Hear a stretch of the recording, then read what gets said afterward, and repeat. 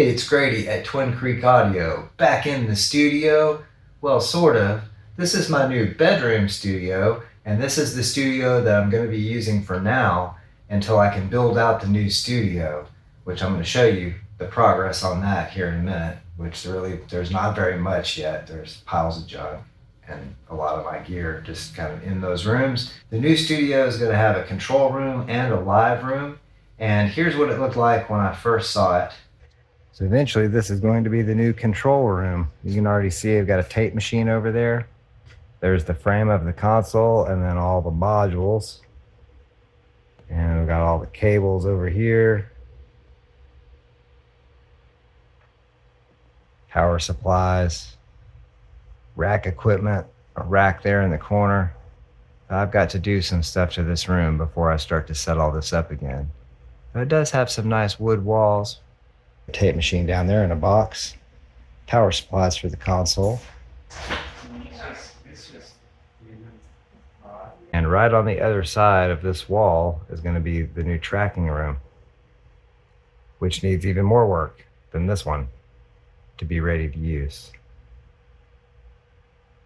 So this room is about 14 feet by 14 feet or so, and this will be converted into the live tracking room, or whatever you want to call it. Some people call it a live room, sometimes they call it the tracking room, but that's what this room is going to be, is our new tracking room with drums and amps and stuff in here. Oh yeah, we're going to change that ceiling or put some kind of insulation up there. We got, what, about 8-foot ceilings too, so that's pretty good. Already got some drums on some of the shelves. Keep some of these shelves so I can store drums and things up there, but then take out the workbenches and things that are down here so I can have more floor space. And that should work really well.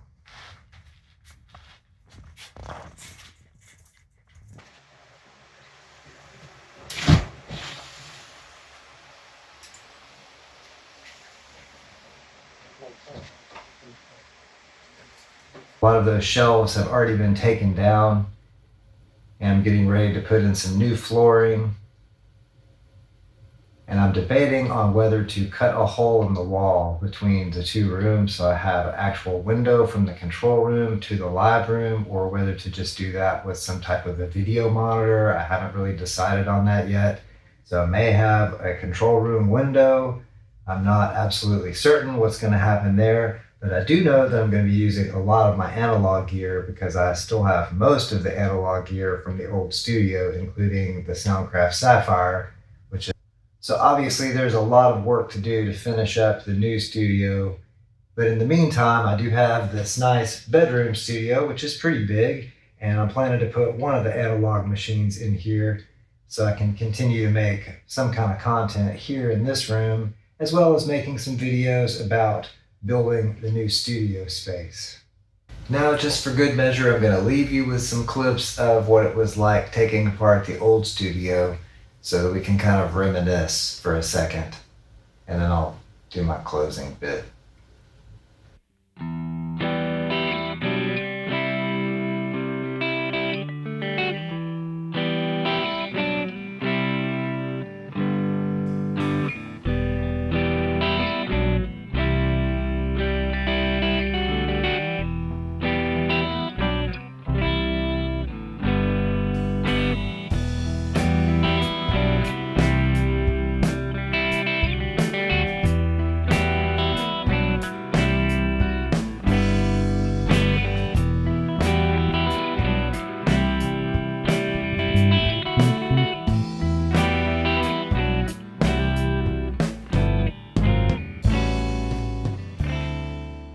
So make sure to check back on the channel, like, subscribe, all that good stuff. I'll be making some videos here in the new bedroom studio space, as well as some videos showing the progress on the new 2-room studio. I'll still be featuring a lot of analog gear. I've got the Otari MX70 that I've been working on. I'll be featuring that in some videos once I get the new studio set up. And I really appreciate all of you that have kept watching the videos while I took this break. Thanks so much to all the new subscribers that have come along in the last 6 or 7 months since I took this break. I really appreciate all of you. Thank you so much for watching, and I hope each and every one of you has an excellent day, night, evening, weekend, weekday, hour, minute, second, nanosecond, whatever it is you're having. Have a good one. Thanks so much for watching.